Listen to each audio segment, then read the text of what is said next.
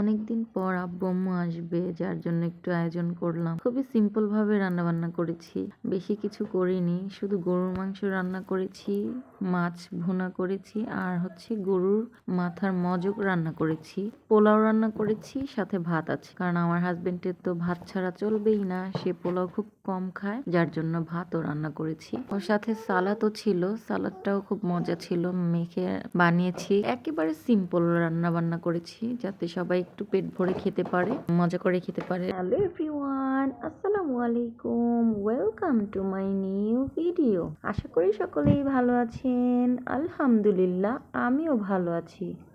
রোস্টও করতে চেয়েছিলাম, বাট আম্মু বলেছে দরকার নেই। আর আমি সারাদিন কাজ করেছি, যার জন্য আম্মু বলেছে যা করেছো এটাই অনেক।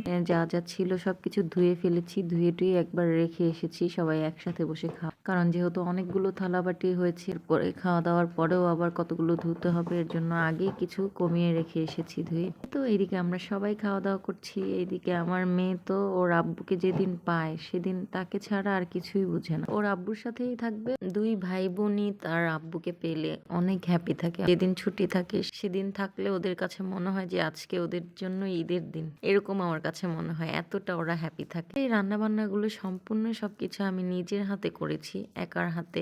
গতকালকে থেকে আমি কাজ করতেছি।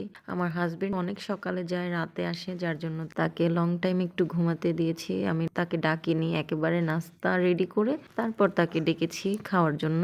কারণ সে অনেক সকালে যায়, রাতে আসে, আমার কাছে খুব খারাপ লাগে, যার জন্য আজকে তাকে দিয়ে কোনো কাজ করাইনি। সে আমাকে যথেষ্ট হেল্প করে, যার জন্য ভাবলাম আজকে তাকে দিয়ে কিচ্ছু করাবো না। সে অনেক দিন ধরে ঘুমাতে পারে না ঠিক মতো, বাসায় যেদিন থাকে সেদিন আমাকে অনেক কাজে হেল্প করে, নিজে থেকেই হেল্প করে। সেই কালকে রাতে থেকে যতগুলো রান্না বান্না আছে, যত কাজ আছে, সম্পূর্ণ আমি নিজে একা করেছি।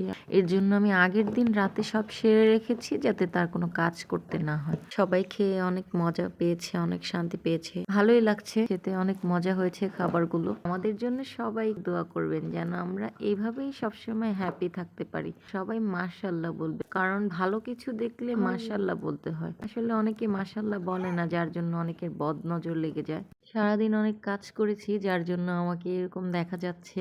তারপরও ব্যাপার না, সবাইকে খুশি করতে পেরেছি, সবাইকে একটু মন ভরিয়ে খাওয়াতে পেরেছি, এটাই আমার কাছে অনেক, এটাই অনেক শান্তি লাগছে, ভালো লাগছে। এই তো আমি আর আমার ছোট বোন খাওয়া দাওয়া করছি।